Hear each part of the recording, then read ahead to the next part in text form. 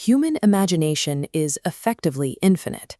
We want better homes, faster technology, and more leisure, but we live on a planet with strict physical limits. This tension creates the fundamental economic problem. It is the inescapable reality of scarcity.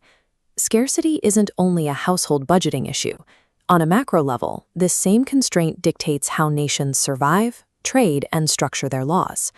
Because we cannot have everything at once, we are forced to make choices.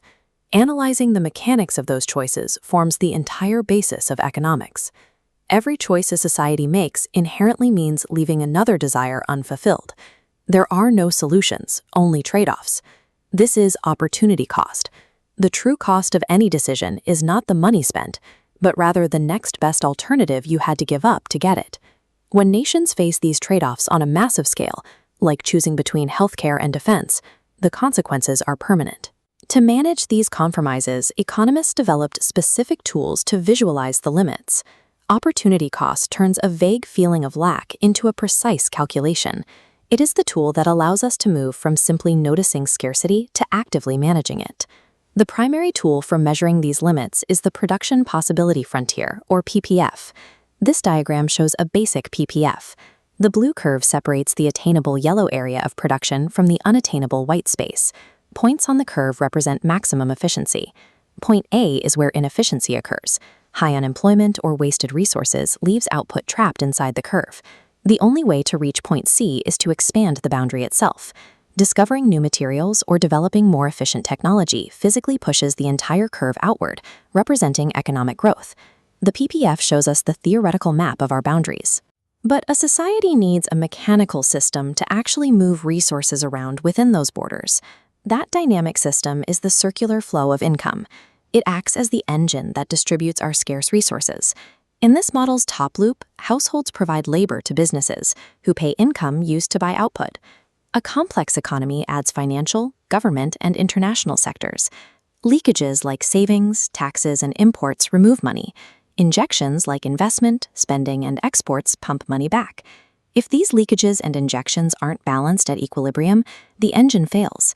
Excess injections lead to inflation, while excess leakages can cause the entire system to contract into a recession. The engine is built, but who sits in the driver's seat? Who decides which direction we go? Every economic system must answer three specific questions. What are we producing? How will we produce it? And who gets the final results?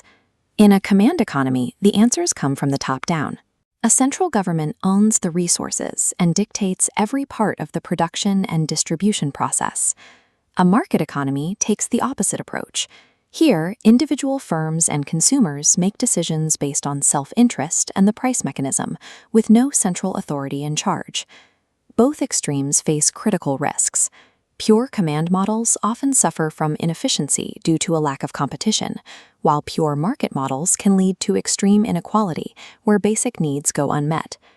To balance these risks, most modern nations operate as a mixed economy, a pragmatic blend of both market and command philosophies. Mixed economies use the efficiency of free markets to generate wealth, but they use government intervention to provide collective needs like public healthcare, schools, and infrastructure. This business cycle graph shows why that intervention is necessary. Governments attempt to smooth out these volatile peaks and troughs, using policy to prevent the economy from drifting too far from a stable trend line. The mixed approach serves as a continuous balancing act, harnessing the efficiency of the market while using the government to buffer against its volatility. Ultimately, economics is the study of that final choice, how we allocate our limited time, land, and effort to satisfy our collective wants.